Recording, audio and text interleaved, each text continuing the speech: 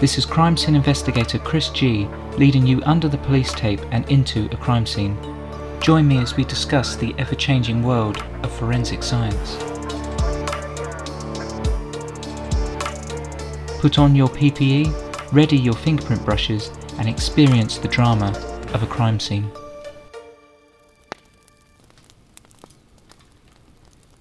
The black smoke rises into the sky like a flock of startled birds. The fire clicks and clacks as it tears down parts of the building. The heat bellows out from broken windows as the glass cracks and falls to the ground. Startled neighbours leave their homes and approach the roaring fire with caution. The road, which would normally be quiet, is now filled with worried people. A call is put into the emergency services. "Fire!" the neighbour frantically requests. The call taker takes down some details and dispatches the fire brigade.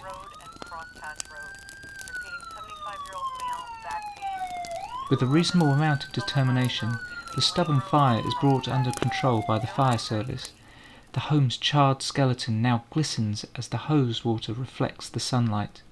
Thankfully, no one was found inside. However, there is an element of suspicion. Was this fire a tragic accident, or the deliberate act of an individual? Hello everyone, and thank you for joining me. I'm pleased to announce that this week's guest is Fire Scientist Iain Peck. I've worked with Iain on many fires throughout my 12-year career, and his knowledge about fires and arson is second to none. The saying, "not afraid to get his hands dirty," would normally apply to edgy cops on the television. However, the saying applies to Iain in a different way. He will often painstakingly sift through collapsed ceilings, plasterboard, and burnt items in hope to find the tiniest clue, and leave the scene covered in soot. Every day is a school day with Iain, so much so that sometimes we pay him to train us. Stay tuned, and I hope you enjoy listening to my chat with him.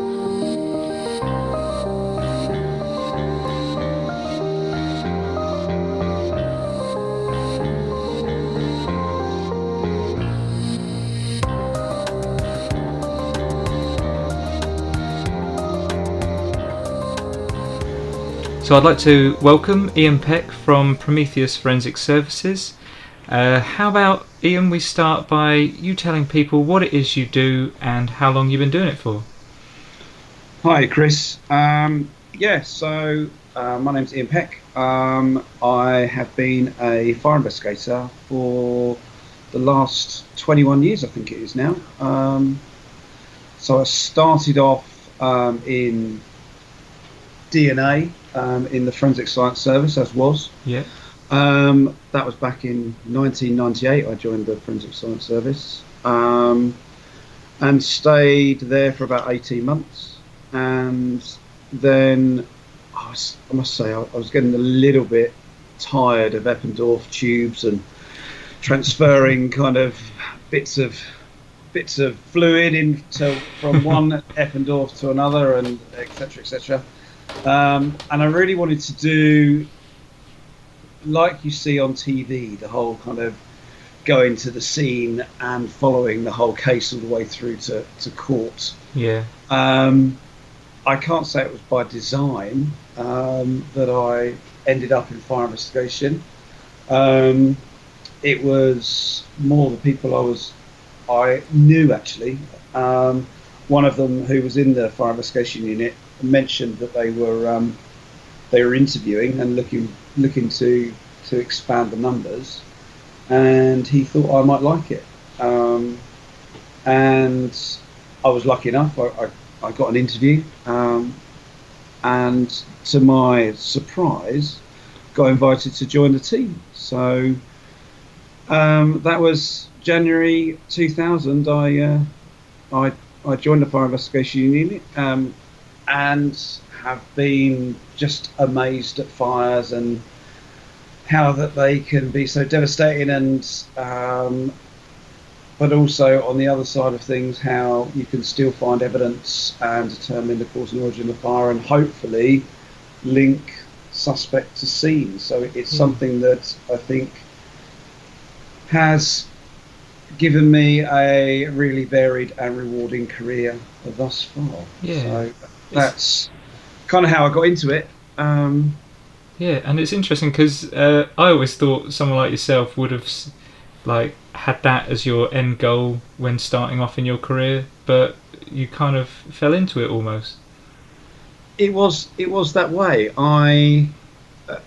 I'd always had an interest in forensics. It was something that we did an aptitude test or something when I was, I don't know, maybe in the second year of secondary school. Yeah. And one of my options came back as a forensic scientist, and I didn't know anything about it at the time.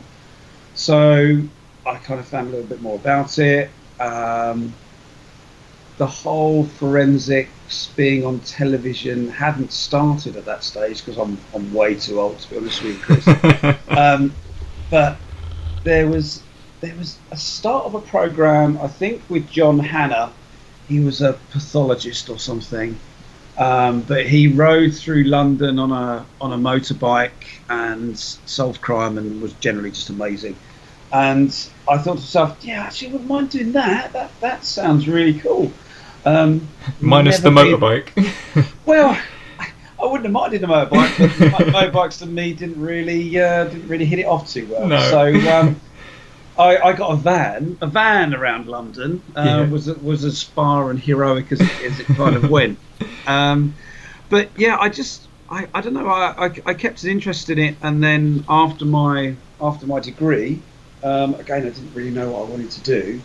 But having this interest in forensics, I decided to, rather than go into the real world and work for a living, I thought I'd do a master's in forensics to give me a bit more of a kind of a broad basis. And I just really wanted to be a forensic scientist. I really got that kind of love and passion for it through that course more than anything.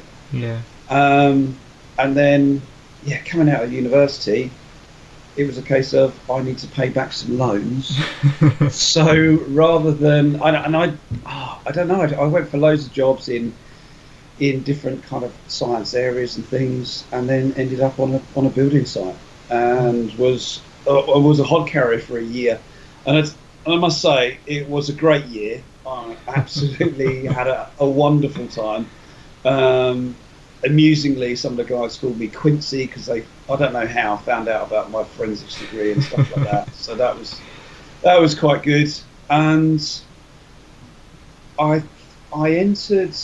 I went for a job interview at a company called Lab Staff, and it was temping at the time, and that's how I sort of kind of made my way into FSS. So I was a temp in the DNA units. We were doing a lot of processing and analysing a lot of the buccal scrapes that you have, the ones that you use that scrape the skin cells off the inside of your mouth, and then you process them and put them onto the database. So that's how I got into the Forensic Science Service. And as I say, I kind of had my 18 months there, and was fortunate enough to make some friends with ultimately someone who kind of directed me into fires. And as you say, it wasn't by design. It does seem, looking back, a bit more luck than judgment. Yeah, but that's going to be interesting, I think, for our listeners to know that you can go from a building site to then a DNA lab, and to be like regarded as probably one of the best fire scientists we got in this country.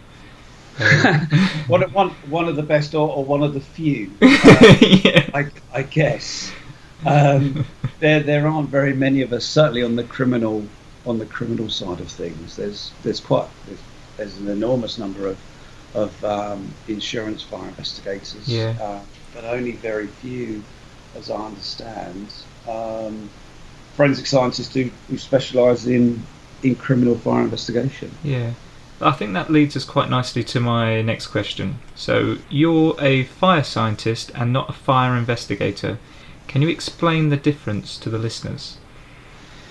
Yeah, it's a difficult one, really. Fire investigators and fire scientists, sometimes they can be confused. I call myself a fire investigator. Some other people call me a fire scientist. I think that a fire investigator, in what the in what CSIs would call a fire investigator would probably be someone from the fire service. Yep. And then a fire scientist would be, as I say, someone like myself from that forensics background. We talk about a fire scientist, someone in the criminal justice system, going that level of proof being beyond reasonable doubt, and that's kind of the level that we have to take our cases to if we can, and provide that sort of evidence in court. Whereas a fire investigator would give a most likely cause of the fire. A fire investigator from the fire service, they don't have to provide that evidence in court. In actual fact, the fire service don't have to investigate deliberate fires. They investigate, or their only remit that they have to investigate is for Home Office statistics to give a most likely cause. In actual fact, a lot of fire and rescue services, they go above and beyond what they have to do to assist the police, which I think is absolutely fantastic. That they're putting themselves in that beyond reasonable doubt sphere. This is very much talking about the scene going aspect of fire investigation, where the real difference lies is within the lab side of things, and producing that link between the suspect and the scene. And that's really the clear difference between a fire scientist and a fire investigator, because we would then be looking at ignitable liquid analysis, looking at those items retrieved from the scene, analysing and examining those. So we would therefore be looking at electrical appliances to see if they've caused a fire, if they've malfunctioned, or if they've been misused. We would also give an indication about if flammable liquid or an ignitable liquid has been used, whether or not, what type of it, is it petrol, is it diesel, and the properties of those and how they would burn. And then also we would look for things like heat damage, examination on clothing from the suspect as well. So you've really got two parts to the fire scientist's job. It's making that link between the suspects and the scene, but also it's gathering that evidence from the scene as well. I mean, and I think overall we're both here to certainly in criminal fire investigation, to assist the police with their investigation. Yeah, and I think you touched on so I could say take a sample from the scene of something that I think is accelerant. We could take the suspect's clothes, they might smell of petrol or something like that, or even if they don't, we can package them all up, send both to you, and you can determine whether or not the accelerant on the suspect's clothes is a kind of similar accelerant to that taken from the scene. Is that right? That's correct. Yeah. And then we could also, depending on what ignitable liquid has been used, you may be able to put that person or that clothing at the point of the ignition of the ignitable liquid as well.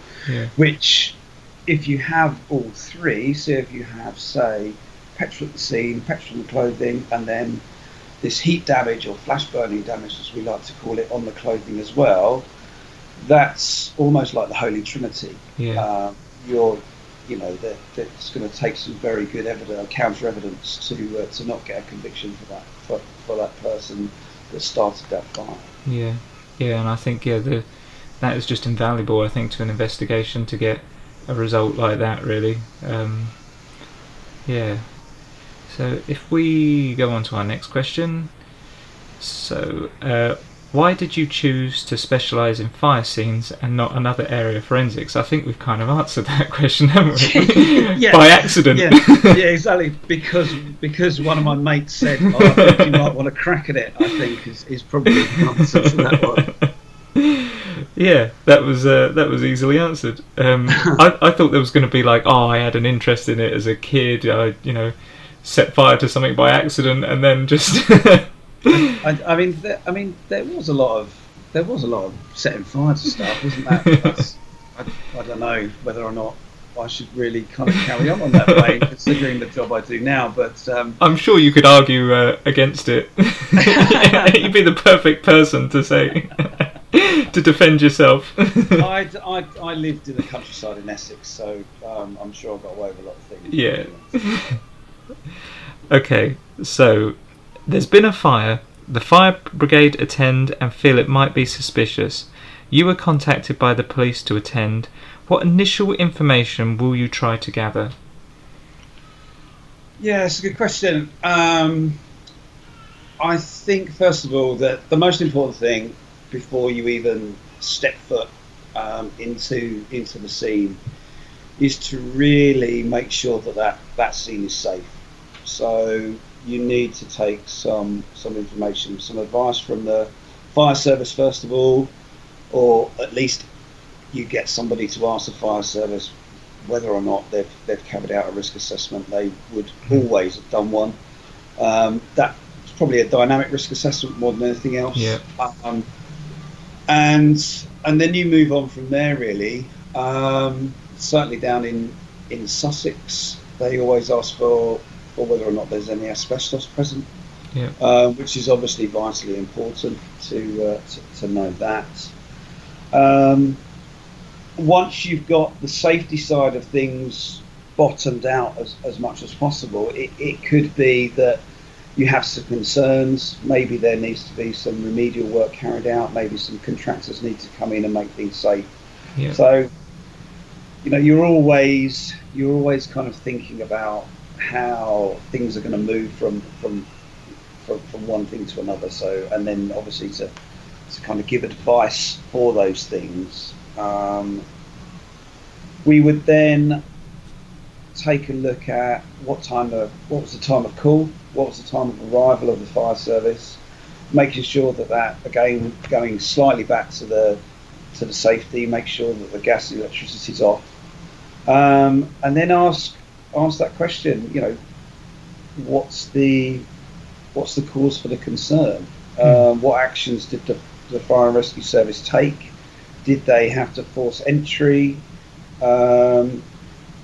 Did they, what did they see when they first went into the fire scene? Did they see one area of burning, or did they see maybe 2 or 3 areas of burning? Did they have any trouble putting out the fire? Was there anything particularly complicated about the scene from their side of things? So we're trying to kind of capture as much information from the people who initially attended the scene, not for any other reason than that information, needs to be captured, and is going to assist. And then if you've got potential suspects, then and maybe it's thought that an ignitable liquid's been used, then asking the question, has their clothing been taken? Has it been appropriately packaged? Can you check it's been appropriately packaged? Because if you don't package it in nylon and polythene, then there's potential for evidence to be lost, and obviously that's something that we want to avoid. Ignitable liquids, by their very nature, evaporate. The longer you leave them outside the packaging, the less chance you've got to recover any, and that's one of the things that gives you an indication that you've got to deliver a fire. That's right. And then, you're talking about restricting the access and entry of other people, and preserving that scene until you get there. You would probably ask the scenes and crime officer to do their general shots and their photographs, and some of their work prior to your attendance. It depends. If you were to call me out, Chris, we live about 10 minutes away from one another, so you probably wouldn't get a shot off. However, colleagues in Surrey, maybe you're waiting for an hour or two for me to attend, so there's time there to fill, isn't there? Yeah, but yeah, it's interesting. Like you said, the first thing that you will be gathering is how safe the scene is to enter. You do something called a dynamic risk assessment, which is a ongoing risk assessment. So, like normally with scenes, you'd assess the risk and then you jot it all down, be like, "Yep, these are all the problems with the scene that we've got to be careful of," and then you just go ahead. But of course, with a fire scene, it could be always changing. Um, yeah, And they're 360-degree scenes as well. So yeah, you've really got to. I would say when you're walking around and doing your assessment of the scene, you really want to take a high vantage point. yeah, Look down on the scene. Let's see if there's anything at height that needs removing, so that things aren't kind of falling on you. Yes, you'd wear a hard hat. However, I'd say if an RSJ falls on your head, then that's going to hurt, whether or not you're wearing yeah. a Hard hat hat or or not? not. Yeah, Yeah. And obviously the electricity. You don't want to be touching bare no. electrical wires if they're on, because you'd have hideous hair, which is not a good thing, I think that would be obviously. the least of your worries, especially with lockdown um, here. yeah, quite. It should be very terrible. So yeah, I mean the most important thing is to try and get an idea of the scene, but also to check about safety, to check about. Yeah, It's just a nice to know, and it's nice from the safety aspects if you can get things moving and then you're not mm, delayed at the scene. And yeah, I think that's it, to try and have the most efficient use of everybody's time, not just yourself, but those resources that you don't want people just standing around, no, not doing anything and having to wait but yeah, for a building surveyor or someone like that, when that could all be done in the time it's taking me and you to get to the scene. yeah. Because I think the last fire scene that I was called to, I think they were trying to be a little bit too efficient. And I looked at the time that the fire was reported, and then I looked at the time that it was that I was getting this call. And then my next question to them was, "Is it still on fire?" And they came back and said, "Oh yeah, I think the fire crews are still there." I was like, "Okay, give me a call when the fire's out, because Yeah, I'm pretty sure that's going to be high up on the dynamic risk assessment, still on yeah, fire." it's a burning issue. Yeah, quite. Yes, Yeah. yeah. Oh dear, I don't know. Right, next question. I'm sure, like me, your plan of action can often change depending on the scene. But what will your plan tend to be once you enter a fire scene? So, have you got like a set plan on things to do as soon as you enter? I used to have a kind of a set thing, but as I say, I've probably forgotten now what that is or what I'm supposed to do. I'm sure that my business partner and colleagues and stuff would tell me I'm doing things wrong. But I think most important, when you first get to the scene, you meet and greet everybody. That's important. Mm. You get your briefing, and you get some idea about what the forensic strategy is going to be, depending on kind of what scene you've got. You would go for a walk around the outside first of all. You would look for any points of entry, anything of interest, anything of any forensic potential that could be there, Mm. that needs to be dealt with first of all, because on the outside things are more vulnerable. So you want to secure that sort of evidence first of all, so it's not being weakened or destroyed. Any more so, Uh, I guess. Yeah. yeah, exactly right. If you enter, then you would again you check that safety aspect on the inside, because it's not just from the outside that you'd be looking at the safety aspects, and you would check to see whether or not the electricity's off, physically, by looking at the consumer unit. If that consumer unit is too badly damaged at all by the fire, then you would hopefully would have already arranged that to be the electricity to be isolated from the road, Mm. so there is no danger for you kind of going in and you're electrocuting yourself. And then you you would really have a look around in every single room.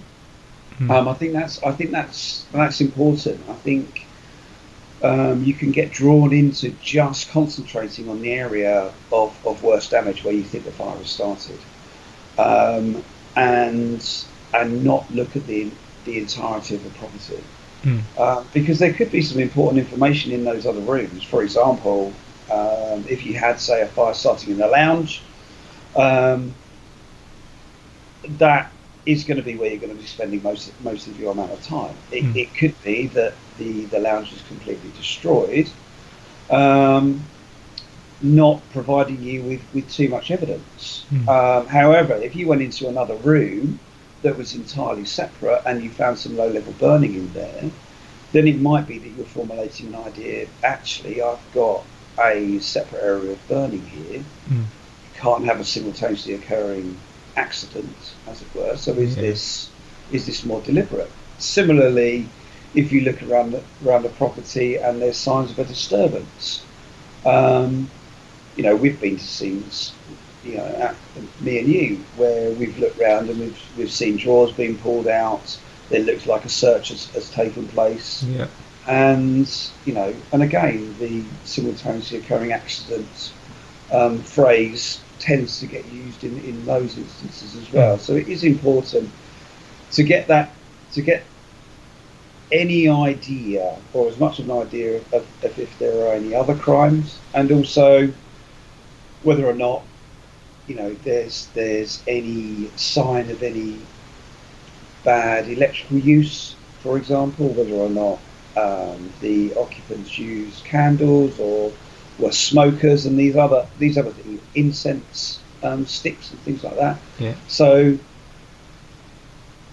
what was the property like? Can you get an idea about what the habits were of the people in the property, and the depending on what you find needs to be taken. You need to take these things into consideration when you're determining the cause and origin of the fire. Yeah.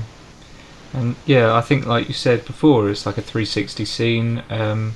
You've got various things that you're looking out for, and not only are you looking at the fires, but you're also looking at, say, the context of the scene, and whether or not you say there's been a search, there's been forced entry, anything like that. You might be able to gain more information from, say, witnesses or CCTV, that sort of thing. And I guess you want to have that in your plan, I guess, a little bit. Yeah, definitely. I mean, as I say, that's your initial kind of walkthrough, and then once that's been completed, then it's making that first record of the scene. So it's a time for you to take your photographs, or time for me to take my photographs, and walk around the scene and really kind of formulate in my mind what I'm going to do. So it allows me a bit of thinking time. So that I can then, or that a forensic strategy can then be formulated with, the CSI and the fire service and whoever's there at the scene, because it's important that we're all singing from the same hymn sheet, and it's far easier when the investigation is, and the people investigating the scenes are all moving in the same direction. So you would have that forensic strategy, and identify what you're going to do, agree on the room or area of origin, and move on from there to carrying out, which ultimately is the biggest part of the time that you're at the scene, is your observations, and then your excavation and reconstruction of the scene. I might slightly go off script here, but this is also a good opportunity to educate people on how to stay safe from fires. So just now you said about a bad electrical setup that people might have. So what could that look like? So something like, for example, if it's quite commonly seen if you're daisy chaining extension leads and things. Yeah. So you've got extension lead into extension lead into extension lead. Indeed, and then you're plugging multiple appliances into those, Mm. and that's you get a huge risk from overloading the circuits, Yeah. which can cause a fire. And you want to avoid that as much as possible. You can also, people replace fuses with bits of wire that are too big because they're MCB or their circuit keeps tripping, so they try and do some kind of DIY in cartridge fuses and things like that. So you kind of generally get a feel, looking around, if there's too many appliances plugged into extension leads and extension leads. So that would give you an indication in those number of rooms. The other side of things is obviously candles being left unattended. Not that you can really get too much of an idea. And then people's smoking habits and things like that as well. There's the fire service give a whole host of advice around candles and smoking and what to do in the event of a fire as well. Okay, so next question. So what are the signs that a fire could have been deliberately set? Yes. So when we were talking about you can't have a simultaneously occurring accident. Yeah. So again, if you're at a scene and there's a fire and there's evidence that there was a burglary or something else, then that would be an indication that the fire side of things is most likely to be deliberate. Yeah. Also, multiple areas of burning again would fit under that heading as well, because if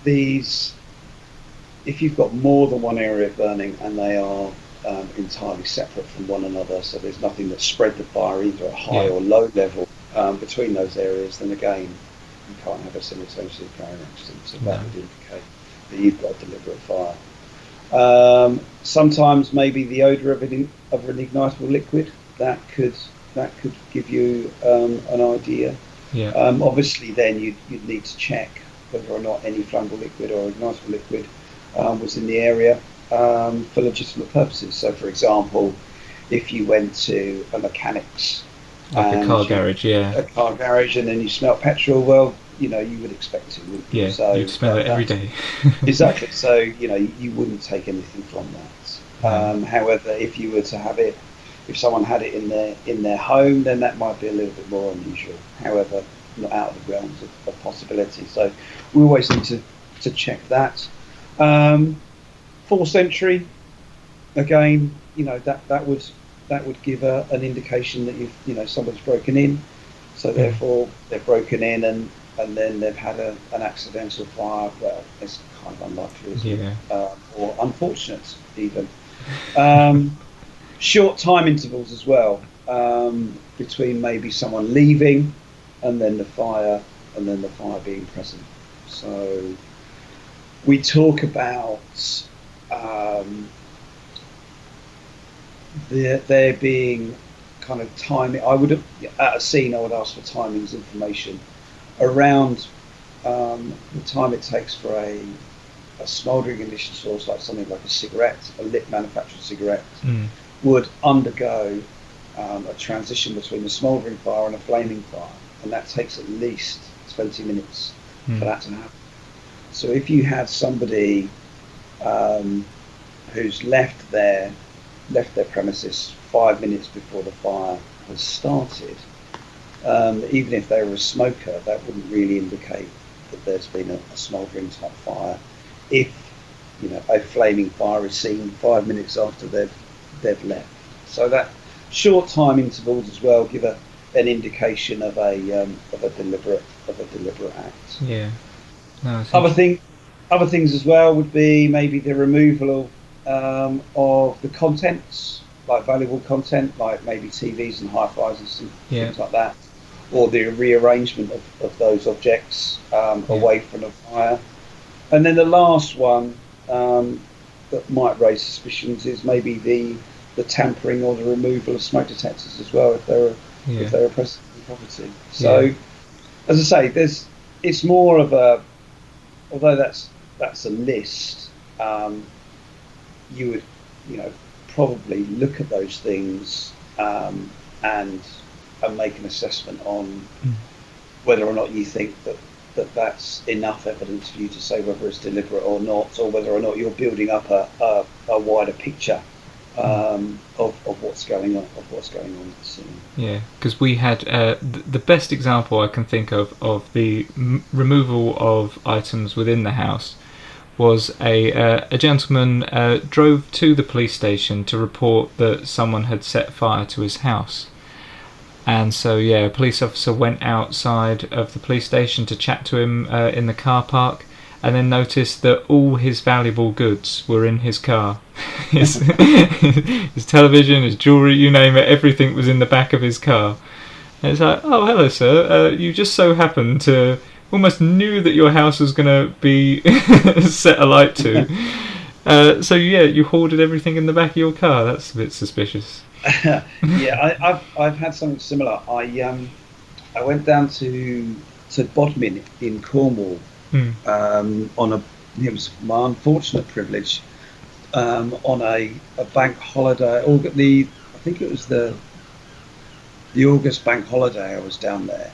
It took me 7 hours just to get to Exeter. I guess everyone was going there on a bank holiday. Yeah, apparently it was quite popular. Yeah, and so it took me 7 hours to get there.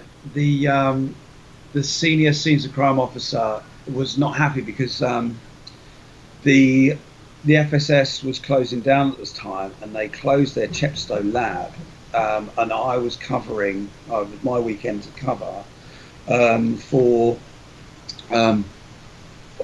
the Southwest, and he said, right, where are you? How long it's going to take to get there? And I said, well, I don't know. I'm in London at the moment. I'm actually taking my two little girls swimming, so I'm in my trunks. But as soon as I get out of them, I'll get on the road and make my way. And he said, oh, can't you put me through to someone from Chepstow? I said, no, for the reasons I've said. So I got on the road. As I say, it took me 7 hours. I'm sure that there's smoke coming out. I'm sure he probably some sort of spontaneous combustion if he'd have got any more angry. But then I got you'd have two fires. Yeah, exactly. But then I got blued and tooed from Exeter down to Bodmin in the back of a police car, and that was one of the most terrifying things I think I've ever done in my entire life. But I got to the scene, I think it was 8:30, 9 o'clock, and I was absolutely shattered. And the guy just went, right, we need to remove the body. I'm like, you could have at least asked me for a cup of tea or some sort of refreshment. But yeah, so I was straight into the scene, stayed over, and then had a look at the fire the next day, and this place was absolutely totaled. There was hardly anything left. There was a huge amount of damage. Sofas were, there was barely any of the wooden framework left on any item within this lounge. And how that one was solved was, I was looking at a bracket on the wall, and it was quite substantial. And I said, well, what was on that bracket? Oh, it was a TV. And I said, well, I can't find any remains of the TV on the floor at all. No glass, no electrical components, nothing like that at all. And it transpired that the TV had been stolen, and that the person that did it had previous for burglary, and the police thought that he must have left some forensic evidence as he's trying to get this television and other items out of the front room, and then started the fire. And I couldn't tell you how that fire started. the big indicator was the removal of the property. He he went away for 30 years because unfortunately he killed the lady who was sleeping upstairs. So that was all really on where's the television gone. Yeah. So you're right. The removal of property and stuff is an indicator. Yeah. But had you not seen that, then you said the fire was so severe that it was hard to get, I guess, the point of origin, or whether it had been accidental or deliberate. Yeah, is that right? Yeah. I mean, the point of origin was as the nearest I could get to giving you a seat of fire was, the lounge. And that was it. It had all gone to flashover. So everything combustible in the room had been on fire. There'd been a large flaming fire within that room that had burnt for a considerable length of time, giving widespread, even damage throughout that compartment, and nothing to say that there was any extra areas of burning by the sofa or the armchair or anything else. So there was nothing really to allow me to say, well, okay, this is the area that I want to take a closer look at, and to see if we've got any evidence of, an electrical appliance malfunction, or any, nice or liquid residues or anything like that. I just had no clues other than, as I say, this, this TV that wasn't there. That was the first thing, and then I think the police found more and more items that had been taken. And then good detective work on their side of things. The car had been stolen, and they ended up finding the property in I think his relatives' premises. So it was a good job, really. Yeah. A good job. And you use the term flashover, which I always remember as being when you've got a fire in a room that turns into a room on fire. Is that right? So you've got I've seen videos of it, and I'm sure people can YouTube it if you just type in, I guess, flashover. But yeah, it's when you can see the fire. It might be in the corner of the room, and then more and more objects start catching on fire, and then it's just all of a sudden everything in the room is just all ablaze. That's right. Yeah. Yeah. My next question. So there's probably going to be a lot of people that are listening to this that are going to be really interested, like me, about what you're talking about. So, how does someone become a fire scientist? I guess we know the answer to that. You've just got to have a good mate, haven't you? Yeah. It's not what you know. Well, certainly not my. It's who you know, and that's that. Yeah. But yes, I think we also touched upon it right at the start. There are a lack of criminal fire investigators that are, forensic scientists in the UK. How do you become someone like myself? I think it's really difficult. I think it's really, really difficult. If you wanted to be an insurance investigator, then that's a completely different route. If you wanted to be a fire investigator from the fire service, then first of all you need to join the fire service. Yeah. The opportunities for a forensic scientist specialising in fire investigation in the UK, in England and Wales currently, are vanishingly small. The large forensic providers don't have those opportunities to have dedicated fire investigators. So they would always be doing another evidence type, because the police don't invite them to the scenes, because the police are in the first instance reliant upon the fire investigators from the fire service and rely upon the CSIs to process these scenes, and we only really get called out to fatal fires, which is difficult. It's difficult, especially when you're trying to train somebody up, because when I first started training, I used to get to go to see a whole variety of fire scenes. So from flammable liquid through a letterbox to a number of separate areas of burning within the premises, right up to dealing with something like the Tottenham riots and stuff. So you had that variety, whereas now a lot of your fire scenes that we get invited to are the high profile, they're the fatal fires, or they're a huge loss, financially, and they're at that upper echelon. So you're training on those jobs that are incredibly important, and in a lot of times they're in the public eye. Yeah. So there's just not a lot of them. So before I went out on my own, I had 2 years of just training, going out to fire scenes, and I got 100 fire scenes under my belt before I went out on my own, as it were.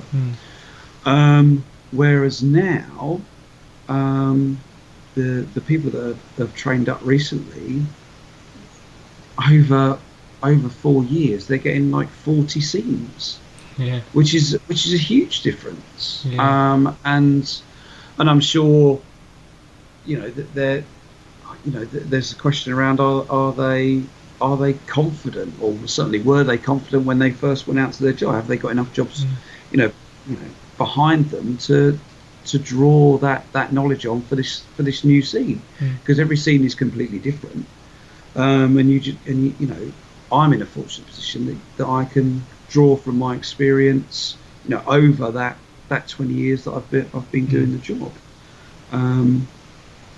But I was in a more fortunate position after that training for 2 years, that I had 100 fires that I'd seen, plus all the experiences of the lab work, and then looking at what my colleagues were doing, within the fire investigation unit. So I think the job certainly has become harder, certainly for people who are just starting out, and I don't envy them at all, because fire investigation is one of the most difficult areas of forensic science. There is no doubt about it, because fire destroys.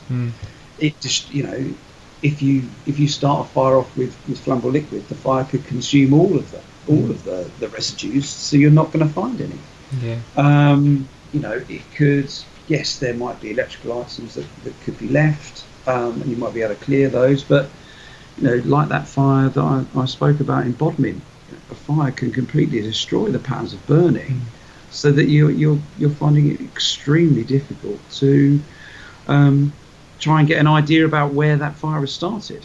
Even within that room, and if there's no other evidence, then you're left down to, well, I don't know. I can't scientifically differentiate between a fire starting through a smouldering ignition source, such as a cigarette, or being started by a flame. So there is we do certainly have a problem in the UK when it comes to having forensic scientists specialising in fire investigation. The only way that I think can conceivably change is for the police to put more of a demand on the forensic providers to visit scenes. But I think what you get with you over, say, like a fire investigator, is I think the fire investigators are very good at saying what's happened. You're very good at explaining why it's happened, as well as what's happened. Because I remember you were telling me a tale a little while ago, where someone was talking about a blue flame, and they didn't believe that a blue flame could have been caused or something. Was that right? And then that was right. So it was a scene in Sussex, actually, where a fire had started. I think someone was moving some furniture or something, and there was some absolute alcohol involved. I think the person was using it to clean tapes or something, so that probably give you an idea about how long ago it was. And something had happened with respect to this absolute alcohol becoming ignited. And it was a sunny day, blah, blah, blah. And alcohol burns with a scarcely blue flame. However, and I was working for the defence at the time on this job, and for some reason, whoever it was on the other side said, no, it doesn't. It burns with a yellow flame, and we tested it, and I was like, okay. I mean, this had all happened kind of in chambers outside of courts, and then we were ordered by the judge to go to a facility and do some testing. And when I arrived there, the prosecution, the scientist said, "Oh no, sorry, my mistake. It does burn with a blue flame." And then so I suppose it's going back to what I was saying earlier. It's just good to have that check, because mistakes do get made. What I would say about fire scientists, fire investigators, CSI is the fact that you're all a team, so you'll all bring something to the party. I told you in the past that the most important person from my side of things at a fire scene is a CSI. Whether the CSI knows a lot about fires and how they develop and how they start is really it's neither here nor there. What you're trying to do is you're trying to recover that evidence to link that suspect to the scene. I could say the many weird and wonderful ways that a fire could have started. Your SIO, and obviously we're just talking about criminal fire investigation, not the insurance side, which is it's almost a completely different job. I could say these wonderful things, but the SIO will come to you and say, "Chris, I've been told it's arson. Who did it?" Yeah, that's what they're interested in. Yeah. So it's each individual, the fire investigator is going to be having that input about what the fire service have done, what they've seen, how that fire's developed, and we all kind of come together to give this overall team view and impression about how that fire started. So I don't look at it as fire scientists versus CSI versus fire investigator. It's a collaboration. It's a joint working, and that joint working, is really important. I hold the view that fires would be better investigated if what was termed joint working was not just fire service and CSI, but also involved a forensic scientist as well, because I think we can all bring something to that investigation. The problem lies in the fact that as a forensic provider, you have to charge for that service, and that's in it in a nutshell. If we didn't have to charge, then I'm sure we'd get invited down more and more. But with budgets how they are, they don't, unless it's the more high profile fatal fires and large losses and stuff. But I think perhaps to offer people advice on how to get into this, perhaps they're better off going down the insurance route, are they? Like becoming an insurance fire investigator? I think so. It depends if you've got an interest in forensics, like I had, then you could find yourself in a number of different places if you joined a forensic provider. And that if you joined a large forensic provider that did multidisciplined, then you could find yourself being asked to do fire investigation, maybe, but I would imagine that would be very much a a bolt on to whatever other role you were doing. So I know colleagues who do DNA plus fire investigation, or they'll do something like marks and traces, so the more chemistry side of things, and also do fire investigation as well. So there's that aspect. If you wanted to be an insurance investigator, then there's quite a lot of opportunities. There's quite a lot of places that offer that. But again, there's it's not something like banking or anything like that. There's obviously a limited number of people that do these roles, because there's a limited number of fires that we have. In the UK. Yeah, sort of grateful for that in a way. Yeah, definitely. Yeah. Okay, so we're pretty much almost done. I think you've done really well not to mention the football up until this point. So, do you want to mention the football? Did you have a good time yesterday? Did you watch it? I certainly did.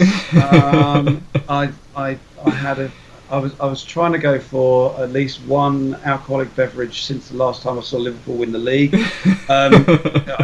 I think I got about 3 in, and then thought I'll just times that by 10, and then that would be fine.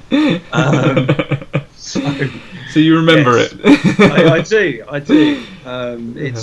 It's all very strange. I'm quite glad that the season's been finished and stuff. Yeah. But I am, let's say, massively biased about that. So I don't mind admitting it. Absolutely not. Yeah. Listen, Ian, it's been a pleasure as always. I'll probably catch you at a fire scene soon, no doubt. Yeah, it'd be good. Thanks, Chris. Yeah. And yeah. I hope I haven't overstayed my welcome and bored anyone too much. And I'll speak to you soon. Yeah. All right. Thanks a lot, Ian, and thanks everyone for listening. Cheers, mate. Bye bye.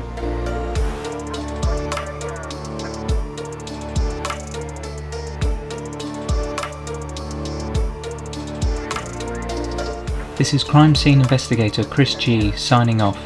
Thank you for joining me, and I hope you enjoyed listening. Be sure to subscribe and follow my social media at CSI Chris G. Until next time, stay safe out there, and I'll see you at the next crime scene.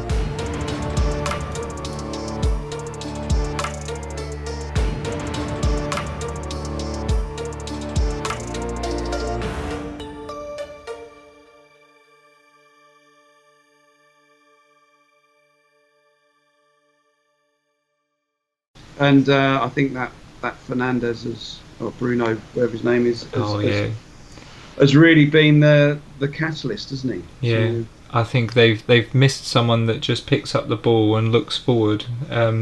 It's not always looking out to the wings or to pass backwards. And yeah, you can see before he even gets the ball, he's thinking about his next pass.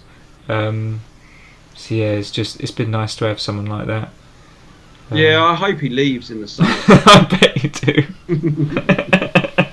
He's perhaps still wearing a red shirt, just not a Man United one, eh?